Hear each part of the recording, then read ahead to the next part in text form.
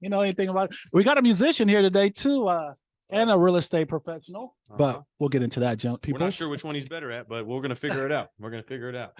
Hey guys, welcome to the podcast. Another Heat Speakers episode. We got another flaming, scorching, hot show for you guys. We got high energy guest. High energy guest. Yeah. Dude, yes. There he is. There he high is. Energy. And like we said before, he is also a musician and a real estate professional. Mark Rocha is in the building, people. Hey, man, it's good to be here. Excited to see you guys and talk about some real estate on a Friday afternoon. Oh, man, definitely. Talk about life. Definitely. We got a great show, man. Some heat. There we go. Yeah. It's a beautiful weekend, guys. It's actually Easter weekend. So yeah, it's Good Friday. Good Friday today. Good Friday. So, are you guys giving up anything, or is it? Are you guys anybody here Catholic or anything? I know some traditions they fast or they don't eat meat or something like that. What's your Good Friday looking like? I don't plan on giving up anything, really. No, not me. Not right now. How about a little bit of business, man? I need some more. I know you got all the business, man. Give me some business. Definitely ain't giving that up. Definitely. What about you, Mark? Do you celebrate anything different this weekend? No, man. No. Yeah. Hide the eggs. Kids find them, and there you go. Candy and money. I don't know. Money goes into eggs. Money. Yeah. There's a money egg, right? Yeah. Hey, you gotta have a golden egg, right? That's part of the Easter egg hunt. Like, yeah, my son will be at one tomorrow, and Dad, I'll be out there looking for the money egg only, and I don't care how many kids lose out. Money is it's all fair, bro. It's all fair. Anyways, guys, but yeah, welcome to the podcast, guys. Got a great show. Like we always usually start. Let's start at the top with a real estate update. Mark, what's the rates looking like? Any programs going on? Yeah. There was some programs going on that got to talking about the Dream for All. We sure are. Dream for All, man. That Dream for All was a down payment assistance program. California was given a total of $300 million was in this fund to give out and help as many families as possible. That rolled out March 27th. Today is April 6th or 7th? 7th. My mom's birthday. April 7th. And that fund has been completely used up. So that program Wait a minute. Gone. When was it released? What day? 12 days. 27th. The 27th The 27th of March. We're talking about. You guys 11, hear that? Days. And we just talked about that. I think the last podcast we were telling how buyers could take advantage of the down payment, grant and program that.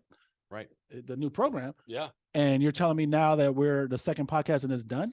Yeah. Oh my gosh. Yeah. 1 week later, man. 1 week later, we put the notice out about the program 2 or 3 days after it came out, and then here we are a week later. Wow. Letting you know that the funds have been all used. I was getting a text from a lender earlier today. I was actually showing a buyer for this program earlier today, and as I was showing them a home, he had texted me. He said something about exactly that. All the funds are used, they're allocated. It'll be on a first come first serve basis after they figure all this other stuff out, whatever that means. And that is crazy. So buyers out there, man, looks like you kind of missed the opportunity for this go round with the down payment assistance. I wouldn't let that stop you. Exactly. I was going to say, there's going to be, I'm sure, another program or something coming around soon. There's other opportunities. You can always buy down a rate. Some cases sellers are even willing to pay your closing costs. So it's still opportunity. I would just say, talk to your lender, your mortgage professional, your lender, and they can go over the program. And use this too. Use this as a gauge, right? So this program was California with the state funds offering assistance to homeowners, right? So California clearly does not see a housing crash coming, because why would they be issuing funds to help families buy homes? Right? Exactly. And not only that, right? And they're counting on the appreciation, because this whole program is based on home values going up and then getting a piece of that whenever it is they sell. 100%. So that's the powers that be exactly knowing. Yeah, so they know how real estate works. Yeah. Right. So that's from the agency side, right? So they clearly do not see what the media is portraying as far as, a crash is coming and, all of that. On the buyer side, now there's clearly got to be consumers for this loan. 11, 12 days, these funds are gone, which means that buyers are out buying. So the state does not see that happening. The buyers don't see that happening. So for you guys out there that are, putting a pause on everything, doesn't look like majority of the people are with you there. We're talking about $300 million worth of funds for buying home Gone in a week. 11 days. Just in our 11 days. state So only. tell me where your negative sentiment comes from. Right. I mean, if there's a crash, your value goes down. You still need to live in the home. Ride it out. If your timeline is 5, 6, 7 years plus, you have zero things to worry about. Block out the noise. Get yourself some equity. Move on to the next one. After that, and to your point, again, everyone just needs to focus on their own specific situation. And I say this time and time again, even I was victim of this years ago as well, just listening to other people. Right. Just do not get caught up on what the next person's doing or what's good or bad for them, because everybody's situation is unique, and your situation is going to be most likely completely different than the aunt, the mom, the dad that's saying don't buy. But so again, see your situation, look what's going on, because the market is still super hot, and we've been saying this every podcast. At my showings, within the median my price showings level today, while I was showing one of the few homes, 2 different parties were outside the door waiting for us to be done. So people waiting in lines. Yeah. Does it almost feel a little bit like 21, 22? I love it. Yeah, it feels it's exactly crazy, like right? It's still a lot of fun, and it's within from my perspective. Right. And don't get it wrong, guys. We're talking about the affordable homes, around the median price range of your market. As you get into the luxury and higher end, it's a different market. It's much slower. You good chances of getting great deals at the $800 million plus level, especially here. I'm sure that's where we're seeing a lot of the slowing down. But the affordable price points, it's pretty competitive. It's pretty hot. Yeah. Hot. Real quick, Cameron, we introduced you as a realtor. We didn't say the company you work with. At Real Broker. Real Broker. Real Broker. Yeah. Gotcha. That sounds like an amazing company. It's the it is the promised land.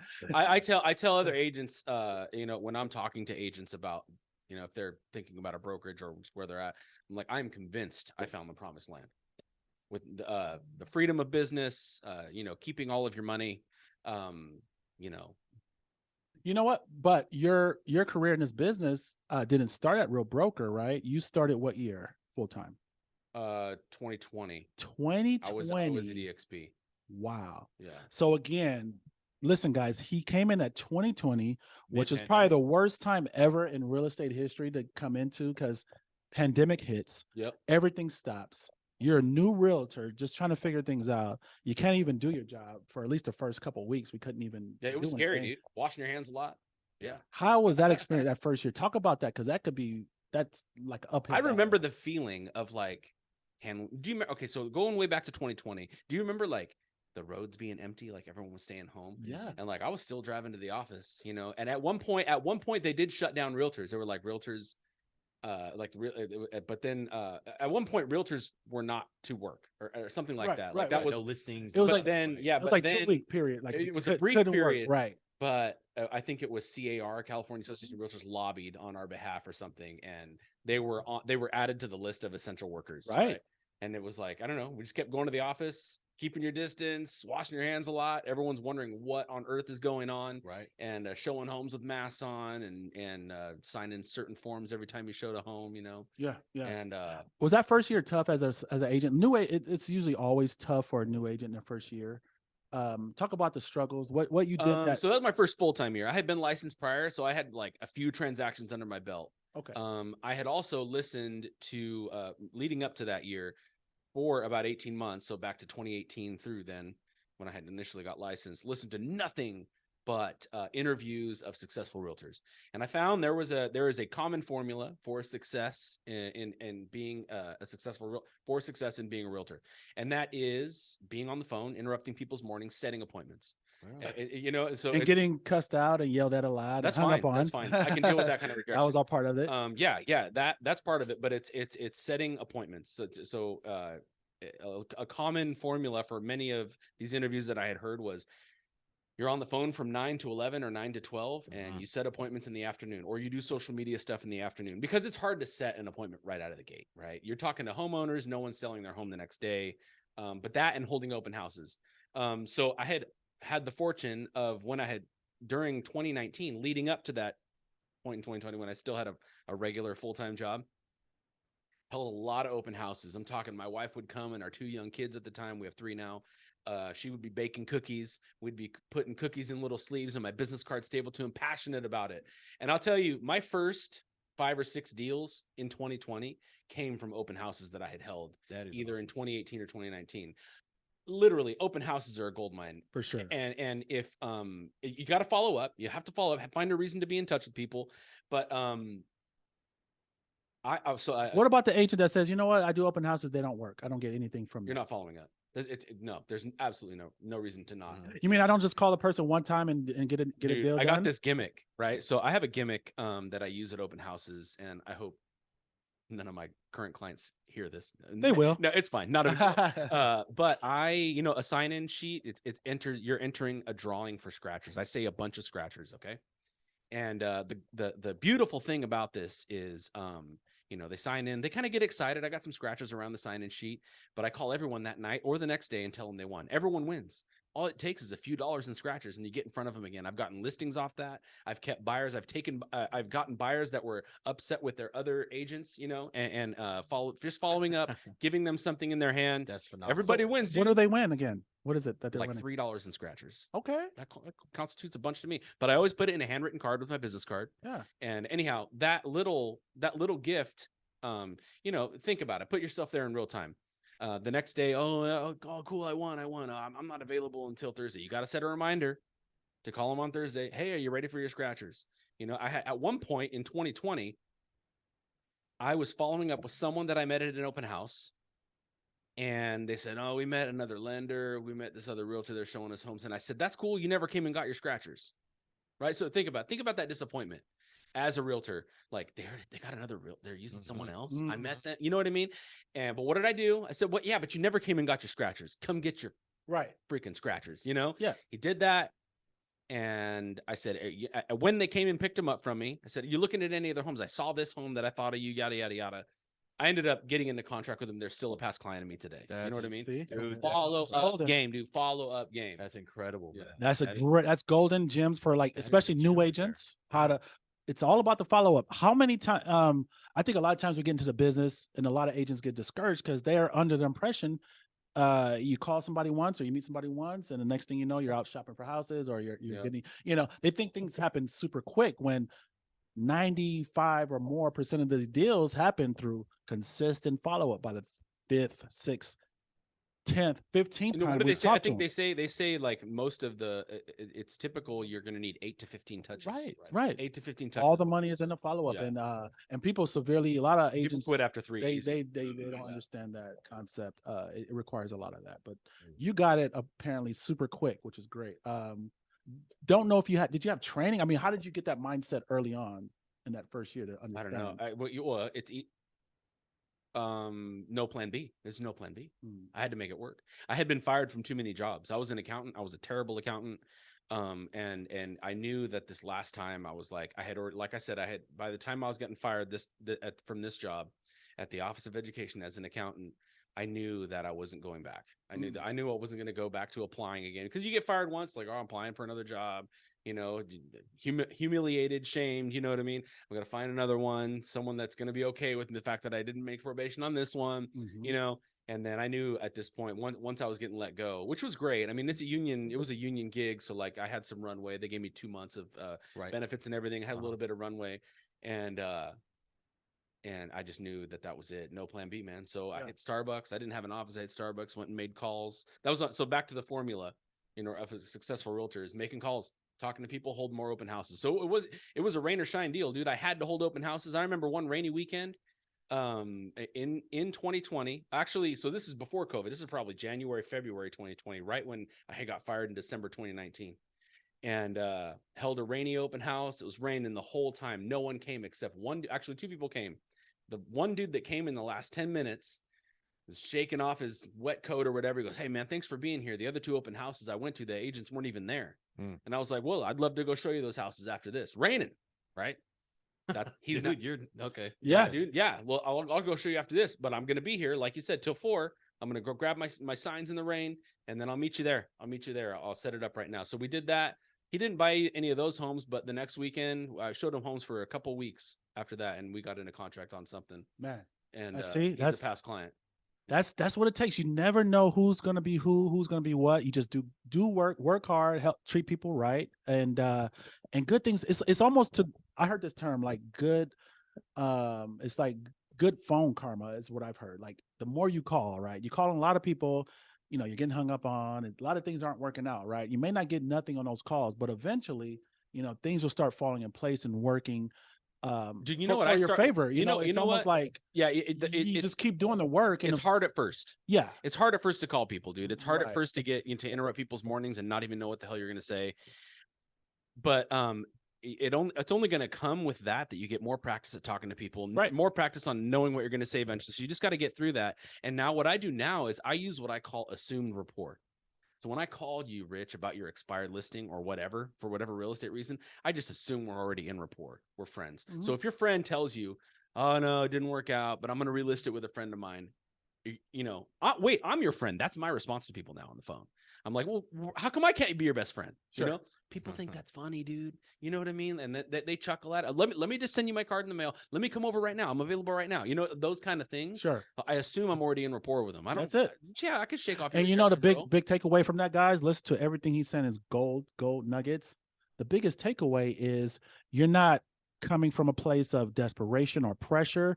You're just being a norm, and you're setting yourself apart from every other realtor that's calling. The average realtor calls, and they're following sometimes it sounds like a script, and a lot of times they're looking to do a deal, and it comes across, I just want to do a deal, when that's really not what this is about. It's about just, we don't know, realistically, you don't know if you want to do a deal or if they're even in a position to do a deal. The first thing is getting to know a person. Yeah. And what their needs are. The only way you're going to do that is get face to face with them. That's it. Let me come over to your house and shake your hand. I'll say that often on the phone too. Can I just come by and shake your hand? Well, I already have an agent that I've already signed with. Let me interview with you before you sign. Right. That's what I'll say. I'll interrupt them. Let me interview with you first. Let me just see. Maybe we can hit it off, Yeah. Let me just come and practice my presentation for you. You know what I mean? Yeah. I literally just told that to a newer realtor. I was like, you know what? That's a phenomenal idea that you are, that you say, you know what? Even if, you're already working with somebody or it's already, let me come practice my pitch. Yeah. Even if, because you're no longer hounding them, you're asking them to help you. Right. And you're building that rapport, which you already assume that you have, which is awesome. But now you're building on top of the assumed rapport. Dude, that's phenomenal, man. And you know what? I think a lot of people missed that in the beginning. And that's literally what I did. I I think I said that on the last podcast, for listings. Like I took every single listing. Even if it was way out my reach, I went. And the main reason I was going initially is to practice, because I knew I needed to get better. Got it. And in order to get better, you got to just do it and do it. So regardless of the situation, I'm going, because in my mind, this is practice. Right. This is just getting me better. And the more I hear no, the better, more things I can figure out, I can work on. And, there'll be a point to where I can just, I'm comfortable. I'm walking in listing appointments and knowing my stuff, knowing my shit. Let me cuss one time on here. But yeah, so that applies to anything in life. Like anything you want to get good at or just learn, it's just repetitions, go all in on it. And eventually, slowly but surely, you'll eventually get better. But most people will will not have successes a few times and then they stop or they quit. Yeah. Or they think it's fit. They're not good at it. No one's really good. No one's good at anything until you've done it 20, 50, 100 plus times, right? Then you start being good. Right. But until you're able to stay in the game and stay consistent and just fight through all the failures, rejections, and keep going, you'll eventually start seeing success. But true. True. And it sounds like we got a fighter here. Yes. In Cam, because I mean, you kind of alluded to it a little bit. You've been through the ringer with some jobs already. Yeah. How did you land on real estate? Because you said accountant, I think, and I've known you for an hour and a half now. Yeah. I do not see you being an accountant, man. I So see you being up and up. I said I was an accountant, but I also said I was a terrible accountant, right? Gotcha. That was a chosen career path because I was going to have a family. Made sense. I grew up in a small business. Gotcha. Wasn't working towards my natural ability at all. I was terrible. No, that's why I kept getting fired. That's why I couldn't make it in a job. Yeah. So I was a terrible accountant. I brought life to certain fiscal apartments. I remember I was the fun guy, because I wasn't, and I wasn't doing much. But then, and it's only like I can say that I got fired with great pride because you find something you're so good at, you can make such a good living at, and Yeah, I love it. I mean, getting fired changed my life because you know what? Because you have security in that job, right? There's security, That's what keeps most people there. and I would have never left on my own. Not with a wife and kids at home. Yeah. Wow. Not with a mortgage. I would have never left. It was a good job. It was a good job. You probably would have maybe eventually worked your way out because you probably still would have did real estate on the side, and as you got more comfortable and did a deal here and there, Yeah, maybe. But the thing is, the smoking gun of why I got fired was coupled with being bad and having a bad review. I was doing real estate on the job after signing a secondary employment. So like they had me dead to rights. They did an investigation in my internet records, MLS, all this. So I mean, they had me dead to rights. So it wasn't worth fighting in the whatever union court they give you the option to. So you were licensed prior to leaving?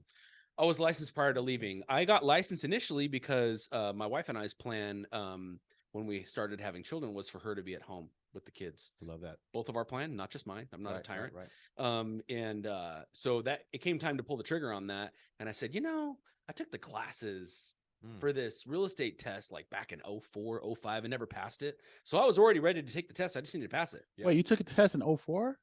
I took the test once in 04. Really? Yeah, in my 20s. So this has been on your mind for a long time then. Yeah, who doesn't want to try real estate, I feel like everyone wants to try. Yeah. Well, I feel like that too. I feel like it's a universal truth. Like everyone wants, dude, any home buyer. But how many pursue it? So there's a thing between it's interesting, it sounds cool, but then a lot of people get intimidated to where they don't even go for it. Yeah. Then you got those that, go for it, get licensed, then they just don't really they still just work full time. They may do a deal every blue moon. Yeah. Right? So I took the classes at Fresno City when I was at Fresno City. I felt like indefinitely in my 20s.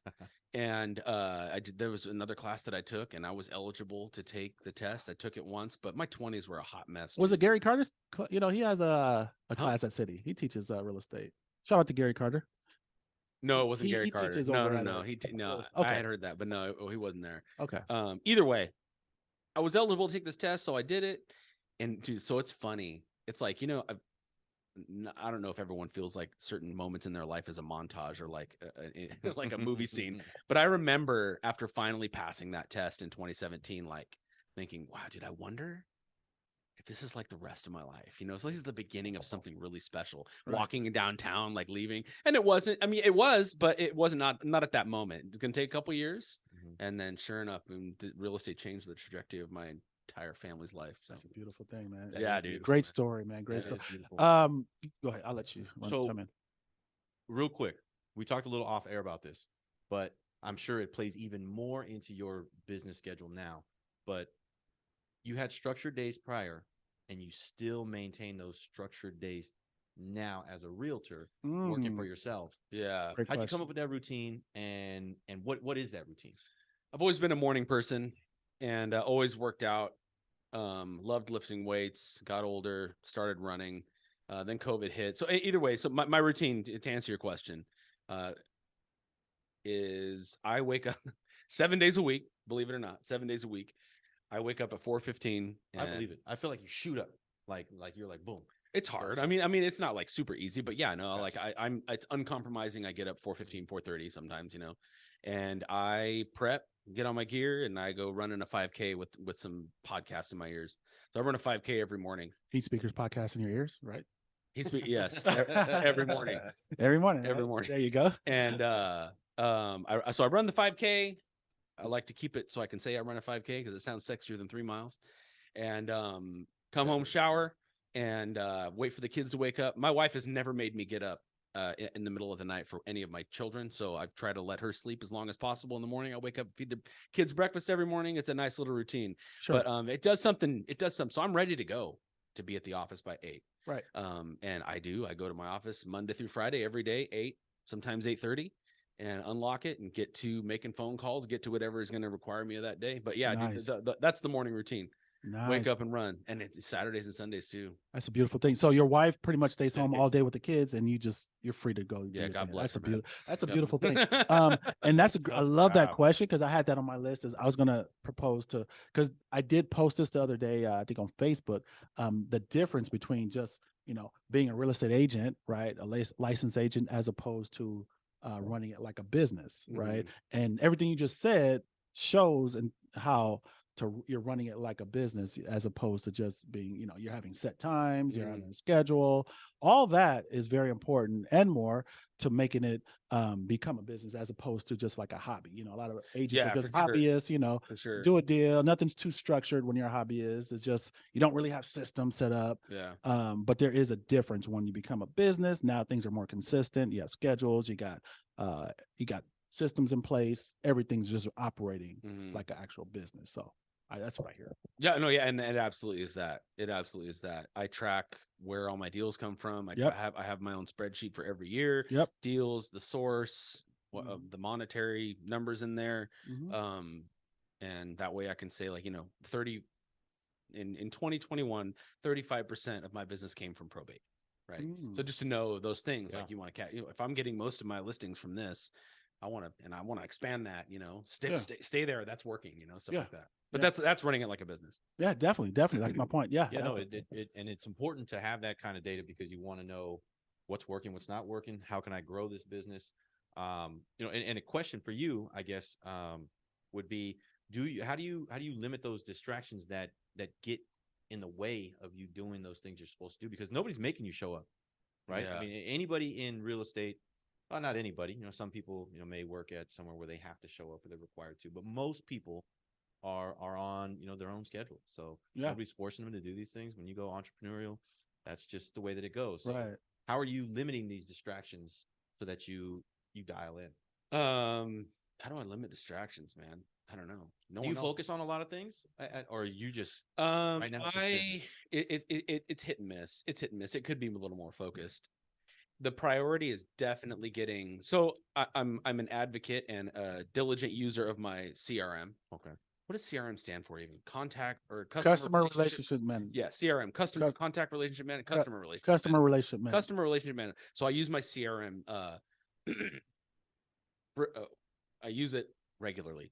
I'm in it all the time. Yeah. So that and that's how I track all my contacts. So if it's one thing I do every day is get into my CRM and see the tasks. And what if I have tasks, if I have 30 tasks, that's going to be 30 people that are in there that I've put in there after having a good conversation, after sending them a card, so I can remember to follow up, because that's one thing, a habit that I have every day. So if it's one thing that I try to kick off my active prospecting first. So that's calling new people, right? I need to have at least like 5 new conversations to put 5 new people in my CRM. Sure. Instead of follow up. But if I miss that, I will definitely hit my CRM to do my follow up touches, which is often just a text message.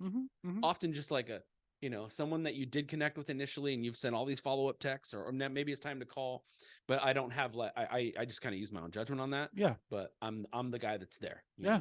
And the clients I do get have crazy respect for that follow up game. Yeah. Dude, yeah. It's severely tough, underestimated. It's really tough to do and maintain. So making it a priority, like you're saying, I wouldn't say necessarily makes it easier, but it at least forces you to have those thoughts and think about my follow-up. My follow-up is important, but a lot of people push that to the side. So, well, honestly, it does make it easier. It makes life easier. It makes business easier, because I'm the same way. I put everything in my CRM. So what it does is it makes you not have everything in your mind. You don't even have to think. You just wake up, open your CRM. Your CRM is going to tell you who to call, who to touch. Dude, so you don't even have to figure out like, okay, do I need to call him back? No. Boom, it's telling you. And if you're and in your CRM, it has the history of your whole conversation. Yeah. So like, honestly, I was in this situation earlier this week. Yeah, today's Friday, earlier this week. And I was following up with this guy, and I was just trying to set the appointment. Don't know what house it is. Don't know what the situation is. I know it was a house. I know he's a seller because I put that in there, and I know I want to set an appointment. And he goes, "Yeah, you know what? Yeah, let's meet tomorrow at 9 a.m." And I'm like, "Okay, where are we meeting?" And I'm like, "All right, this house address and 123 Banana Street." And I'm like, "Oh my God, it's a commercial property. I don't know how to do commercial. You know what I mean? Like, I don't know." And so I meet him there. I say, all right, well, I'll figure it out, and I was doing Instagram stories too. I was like, look, I don't know what I'm doing, but I got an appointment with this guy, and I'm going to exude nothing but confidence and assure him that I will deliver on this. Man, I didn't even have to get to that confidence because he had such respect for my follow-up game. That's it. He even asked me, I remember we were sitting down. So I have this commercial property out here in the west side of Fresno. And he's like, what do you charge? And I said, and this is one of the first times where I was like, we can talk about that and we'll work it out. But what's more important, Mr. Seller, is, you're going to get great service from me. I'm going to care about what you're, and he goes, that's how I run my business too. We didn't even talk about price. We didn't even talk about it. He goes, all right, after the little bit more of the conversation. So I got that contract signed today. Nice. $1 million commercial property. That's man. awesome. Go, man. So follow up. Yeah. Even if you don't have all the answers, all the information, it sounds like you shot, then aimed second, right? A lot of people like to aim and take a lot of time on trying to get something perfect before they make the call or make the appointment. Dude, yeah. It's all about just getting in front of people. Majority of the battle is just getting in front of people and them realizing, for one, that you showed up, so you're a go-getter, and them realizing you're a hustler. Second is just hearing you talk and them getting to like you and understand that, yeah, this guy kind of knows what he's doing. He's a go-getter, and he sounds like he knows his stuff. Then the rest is just figuring it out later. It sounds, like even if you're not comfortable with commercial, like hey, you showed up, you made an impression on the guy, and that's more than half the battle right there. Figure it out. Yeah, now you'll just figure it out. Yeah, Not a problem. You got the contract signed. Now it's like, okay, now I'm going to aim afterwards, right? And see how to figure this out. I see that when I talk to a lot of agents, man, and agents, it's very tempting to, before you're calling the person, figure out if it's still in the market, look up the tax records, make sure it's the right person. Man. Waste the time. Research. People do research. Do not research. Just get them on the phone. You never know. And call everyone I'm calling too. Call all the expireds. Call all the for sale by owners, because you're going to connect with someone that I'm not going to connect with. And I'm going to connect with someone you're not going to connect with. So I try to have an abundance mindset, right? Call everybody, bro. I had an agent talk to me this morning. Do you call withdrawals? Because it's still listed. And I'm like, yeah. You don't have to, but I'm gonna.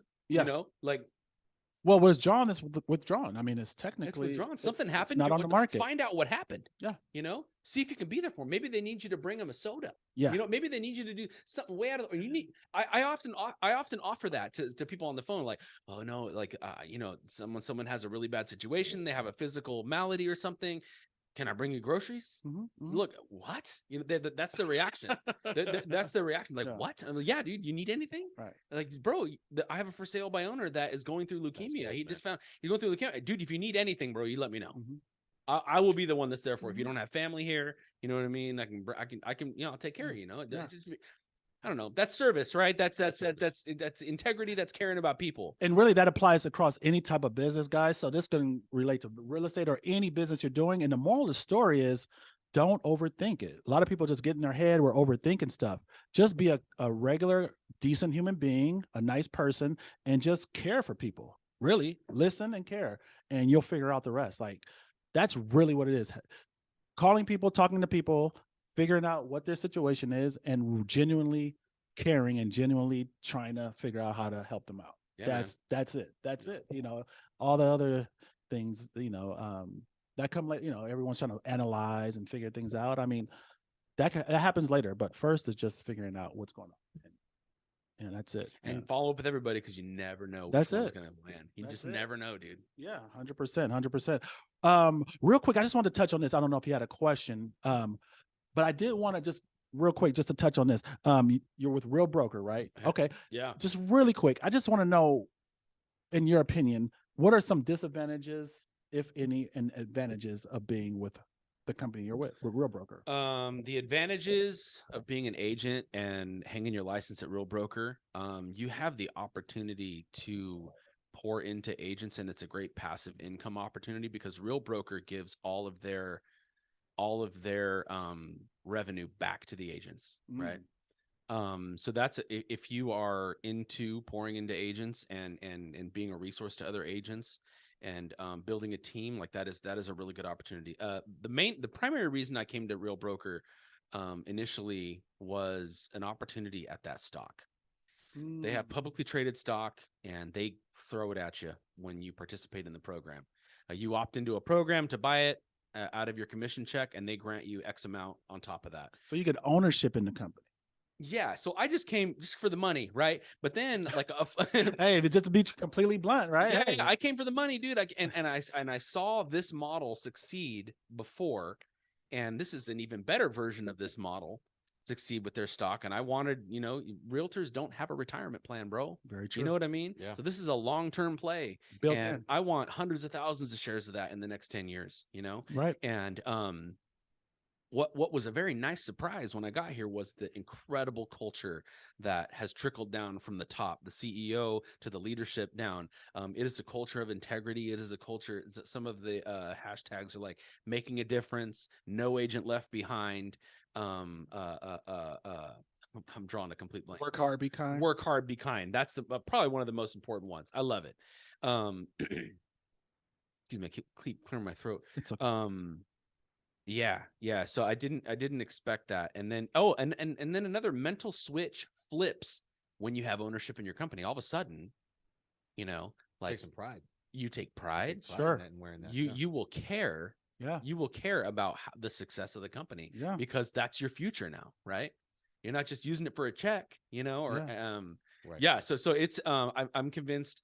I'm also, I don't know how much I should get into this, but I feel like as a society, we are drawn to an employee-employer relationship, right? So like, for instance, when I first got into the business, I didn't know where to hang my license. I didn't know what advantages it was to going with a big local outfit or finding a boutique brokerage, because there's a lot of brokers out there, right? And everyone is sending you mail when you're taking that test. Right. Exactly. And they frame it up like an interview. We're going to interview, see if you're a good fit, dude. You're a good fit. You got a pulse. Sure. Yeah. Right. So, right. I always like to say, once you're licensed, you're actually interviewing them because your options 100%, are out there. dude. You can 100%. interview the company you want. 100%. So experiencing different brokerages and feeling, you have a manager in this office, even though there are multiple offices for the same brokerage, there is, people, human nature, we're drawn to this employee-employer relationship.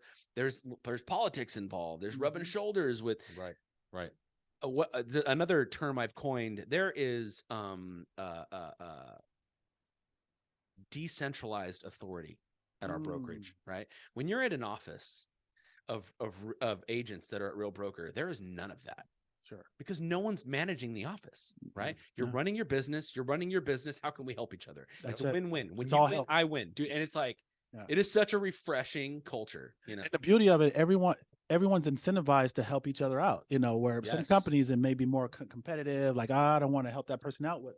But what I've seen with Real and even EXP models like that, top agents, all agents, everyone's just willing to help out and pull each other up, give any tips, tricks and things like that. So, everything's it's on beautiful. the table. Another the thing about transparency at Real Broker, everyone's on the same split. Right. Everyone's on the same split. You go to different brokerages, and depending on how much you're producing, everything's a secret, just like you're at a workplace, right? No one knows how much anyone else is getting paid. Right. The transparency also helps create such a healthy culture. Sure. Definitely. Awesome, Everyone's on 85-15, dude. You know what I mean? You can't get any better, can't get any worse. That's clean. Very true. Yeah. Very true, my friend. Anything you want to add on this, man? No, or I anything definitely else? like the model. So I'm not a real estate agent. I'm a mortgage lending. I'm on the lending side, but Nexa, the brokers that I'm with, they operate similar. So they're very independent. We have one headquarter nationwide. Same thing, except we can't quite buy into it. We're not publicly traded. So maybe if our CEOs, Mike Cordes and Matt Grayla, they keep going at it, maybe we will be one day. That would be awesome. Right. But until then, I love the exact same thing. And we have an office here on Hernan and Fresno, and everybody's got their office in there, and nobody's in charge. Nobody's running the show. We pop in and out of each other's offices. It's wild, dude. Hey, let's have lunch. We pop in and out of each other's offices. Hey, man, this loan is on fire. How do I put it out? Yeah. We pop into each other's offices. Hey, man, all three of those just closed today. Yeah. Lunch on me. Let's go. So there's no boss. There's no schedule. There's no nothing. It's just camaraderie. Just nothing but camaraderie. And with our background, I missed that. I missed that big time. When I left, I was like, I'm never going to find a law enforcement camaraderie unless I stay in law enforcement. Right. And that's not the case that I'm finding with this kind of business model. Sure. Real is that way for agents. Yep. And Nexa is that way for lenders. So I love it. That's I love awesome. Yeah. And it's not for everybody, maybe a newer agent, this business, this model may not be for you, but that's why, just look around, definitely sit down with different companies if you're new and see what the best fit is for you. But you asked about drawbacks real quick. Yes. And if there is any drawback, which pales in comparisons to the perks that you get here, like I said, it pales in comparison, but if there is a drawback, there isn't an office to go to. Well, there are resources now, but it is on an agent that is willing to take on the risk of a commercial lease, Sure. right? And rent a space from there. So yeah, so it's like you have to be okay with that, right? Sure. Any other brokerage, this is our office. Yep. This is the manager. But on the this other is who side you of that go though, Cam, and it's highly I highly recommend any new agent who's brand new, if they're thinking about it, I would say join a team. If you join a team, you'll have an office. then you'll Yeah. have a place. You'll not only have an office, you'll get a lot of support. You'll start doing deals a lot faster. You'll get, Get that activity, experience. and you'll learn. You get the learn experience. And then if you decide to go on your own, a year later, so be it. But I would say that'll be the fastest track for any brand new agent with no experience in the business. Just to join a team, get that experience, get those transactions, get some money in your pocket, Yes, which is sir. the most important, especially at first, is making some money, and then learn the ropes, and eventually you can go off to your own if you decide. One last couple of things I want to. Are you into politics much? Do you go lean either way, Republican, Democrat? I was gonna see what your thoughts for 24 was, like with the election coming up, the whole Trump situation. I don't know if you're following any of that. I'm just gonna say I'm not following any of that. Okay, that's a great. Yeah. That's a good answer. I'm What do neither you one. think? I'm in the middle for Yeah. one, just across the board. Like I don't side Republican, I don't side Democrats. I see plus good and bad on both sides. It's just interesting. A lot of stuff going on right now. It's historic. It's having wild. having an ex-president, going through this is just something we've never seen. I'm And gonna make as much money as possible before the world burns. there down. you go. That's it. Help I as like many that. people. So I like that goal. That's a good goal. Right yeah, we're just living some interesting times. But like I tell people, just keep doing what you're doing. Keep positive, man. Because things always get better. Regardless of what's happening really in politics, our lives aren't directly affected by that. So if you want your life better, if you want to do better for yourself, just focus on what you're into, whether and go for it. Stick with that, because you're the one that's going to change your family's life. Yep. You're the main person that affects that, yourself and your family. So all the other stuff is is Right there. on. Yeah. Anything you want to add to, man? No, that's fantastic, man. That's fantastic. The music though. You play guitar, right? Yeah, I play a few things. Okay. Did you ever like hip hop? Because we usually ask a question, the top hip hop artist, but I don't know if you a fan of hip hop or ever had a favorite It's artist. not my jam, man. Yours? My jam. We'd have to go back to the 90s, and even then, I wasn't like.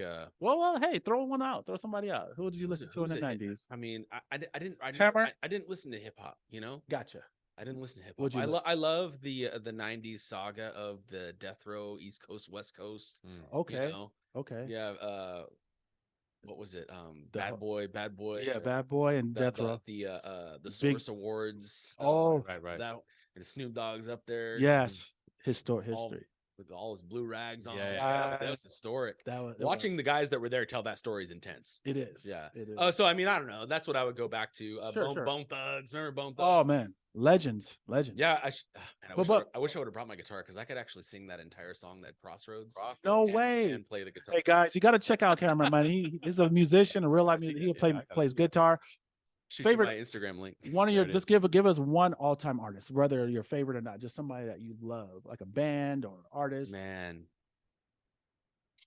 Yeah, it depends on the genre. Yeah. I would Dave Matthews Band was very influential in my music.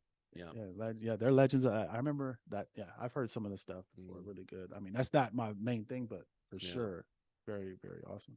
Sweet, man. I guess that you got anything else, man? You want to? How could they find you, man? If somebody wants to get a hold of you? Oh, okay, yeah. Something they I got a public profile. Instagram's the best way to get a hold of me, at Rosso Cameron. ROSSO Cameron. This is my last name first and then my first name last. There you go. At Rosso Cameron. Yeah, connect with me. I would love that. Great guy. There you go, guys. When are you going to change that handle to Coach Cam? Because you are helping a lot of agents too, new agents, right? Yeah, my buddy Oscar thinks I should be a coach. He actually gave me a little pin that said coach recently. Have you considered it? I have. How about being a Tom Ferry coach? It's a new window that has opened up in my mindset. Like maybe that would be something I should do. Hit up Tom Ferry, stay tuned. Man. Stay tuned. I never know. Yeah, the energy is there, so I dig it. Think so? I dig it. Yeah, I do. I see that. You're not the first person to say that, man. Good. So all new agents out there, hey, you might want to hit up Cameron, man. He may be a good fit for you. Help you guys out for sure. Happy to help. Happy to help, man. Sweet. Well, it's been a pleasure having you, man. Been waiting to have you. Got a top producer here, guys. I'm sure you learned a lot of gems came out of this today, guys. Hit them up anytime. Heat Speakers, we're here every week, man. We just keep growing and growing, and let us know who you guys want to see. You know, if you want to come on the show, we'll definitely love to have them. And do we got a closing quote today, man? Do we got a closing quote? Got a closing one. We like to end it with a little bit of a motivational either quote or phrase or something like that. Okay. So what I got today is that ignorance is the cause of fear. All right. So we kind of talked about that a little bit indirectly on this show. Cameron was, laying it out there as far as how he generates his business, how he follows up. So if he himself were to say, you know what, I don't know the answer. I don't know what to say. So I don't know the answers to these questions that may be coming on this commercial building. Therefore, I'm scared to make the call. I'm scared to go visit. I'm scared to show up and evaluate it. I'm not going to do it. He wouldn't have locked up that property. Yeah. Ignorance is the cause of fear. Always be curious. Always ask. Always go look for answers. You're going to find them. Yeah. You're going to find them. The information is out there. I love it. So being ignorant is not an excuse, but it causes your fear, and fear will stop you from growing. That's 100%. I love that because, a lot of times people are afraid of something is because they lack the knowledge or understanding of what it really is. And the more we learn or know about something and get familiar with something, the less intimidating it is. And it's like no big deal.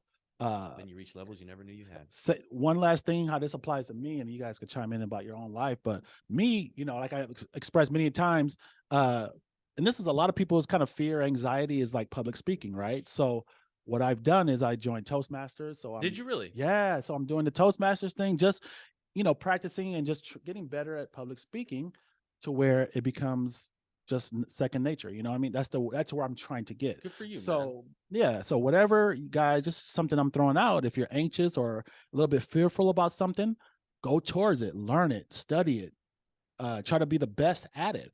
And eventually that fear will become like, you'll be an expert and be like, and you'll look back later like, damn, I can't believe I was actually afraid to do that. Right. And the more you do that, the better life gets in general. The less things that'll hold you back, and the more life will open up, more doors. Dude, I heard a quote today. I was listening. I'm going to screw it up, but the being uncomfortable from growth has way more value than the illusion of safety. 100%. Yeah. More people are holding on to keeping something the same or what they know, as opposed to, and that's really the story of most people's lives, including mine before, is like you want to do better. You want to do something big and better. You want to reach these big goals. However, to do that takes a lot of the unknown, the fear of the unknown is taking a leap of faith. So what most people do is like, as opposed to, actually going for it, I'm going to just stay in this thing I'm doing, which I'm struggling, but I know it's something that's guaranteed. You know what I mean? So that mindset keeps a lot of people in the same situation year after year. So it is a risk, but you'll figure if there's something you think you want to do, go for it. Do it part-time and see how you like it. And then just go all in, eat, drink, sleep it, because that's really the only way to get better and the fastest way to get better at anything. Eat, drink, sleep it all day, every day. Amen. That's the path right there. All right. Become it. All right, Cam. All right, guys. Thanks for being on the show, brother. Hey, good. Another one down, Thanks for man. having me. That was fun. Yes, absolutely. Got to have you back, so man. stay tuned. This will be coming out full-length version. You'll see some clips on Instagram. Feel free to connect with Cameron, Rich, or myself if you guys have any questions about anything we talked about today. So thanks for tuning in. See you guys next time. Happy Easter, Heat Speakers. Thanks, guys. Sorry, I checked the text. Good.